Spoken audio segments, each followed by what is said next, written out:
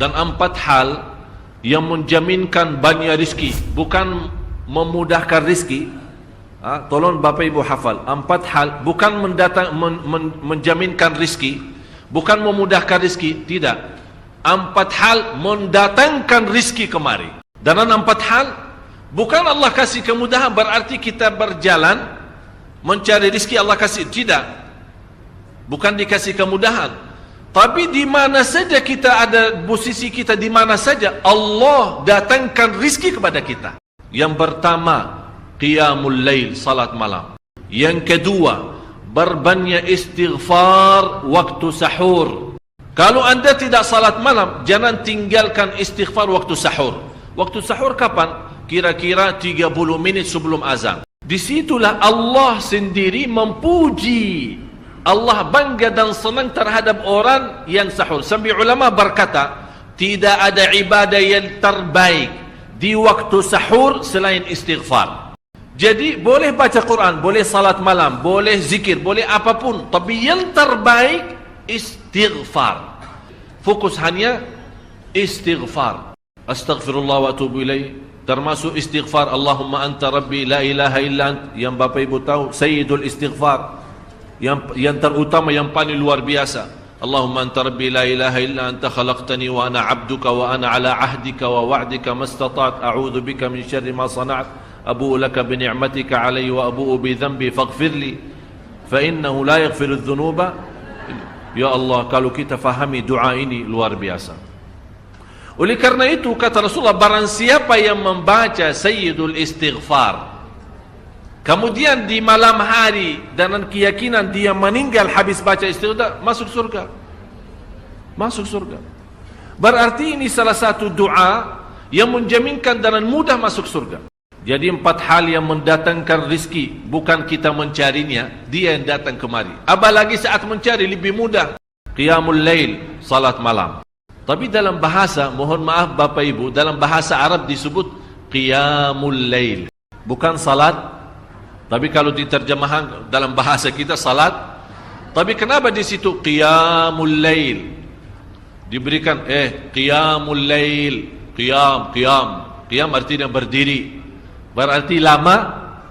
Saking lama berdiri dikaitkan jadi qiyamul lail. Qumil laila ya ayyuhal muzammil. Apa terus?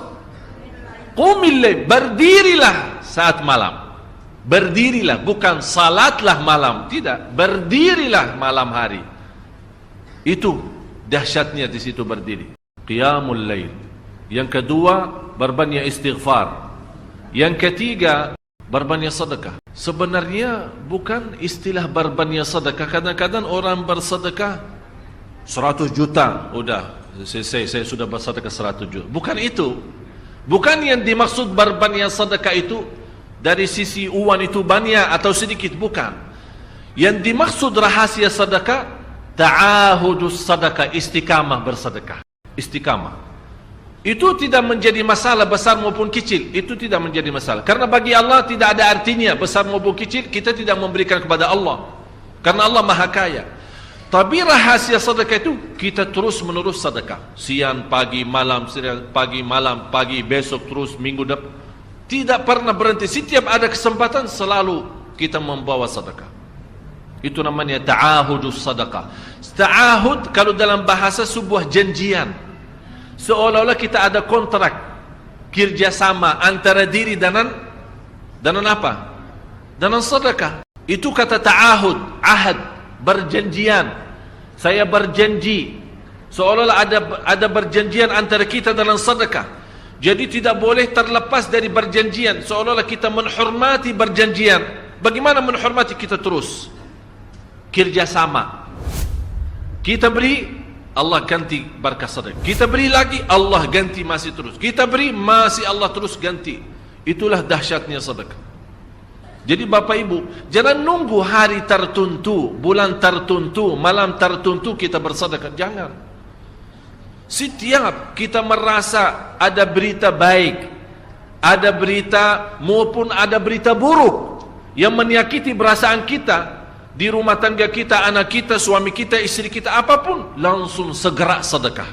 Disitulah rahasianya. Ikatkan seolah-olah kita sudah membuat perjanjian antara diri dan sedekah. Dalam segala hal, hal senang maupun hal tidak, hal bahagia maupun hal sedih, hal bangga maupun hal lagi menghadapi kesusahan, kesulitan, selalu sehat dan sakit. Terus yang keempat, zikir, berzikir pagi hari dan sore hari. Berzikir pagi hari dan sore hari. Ini 4 hal Bapak Ibu. Berdiri malam hari, itu yang namanya tahajud, banjanya atau lamanya berdiri. Berbanyak istighfar waktu sahur. Yang ketiga, berbanyak sedekah.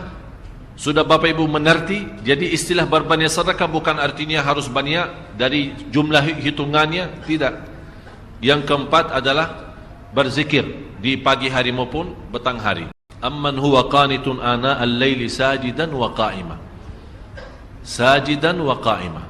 Jadi Bapak Ibu, saat kita berdiri lama, walaupun baca satu ayat, diulangi berkali-kali. Walaupun baca surah pendek, tapi diulangi berkali-kali, tidak menjadi masalah. Bapak Ibu hanya hafal qulhu. Qulhu dibaca 3 kali, pahalanya seperti baca Al-Quran 30 juz. Ada seorang salih mengajak kawannya, sudah mendekati subuh, ayo bangun salat malam dan baca sepertiga Al-Quran. Langsung orang itu menjawab, bagaimana saya baca, sebentar lagi muazan. Bacalah qul huwallahu ahad, salat malam dan qul huwallahu ahad. Jadi Bapak Ibu, yang saya harap, jangan susah fikir, ya Allah saya mau baca apaan.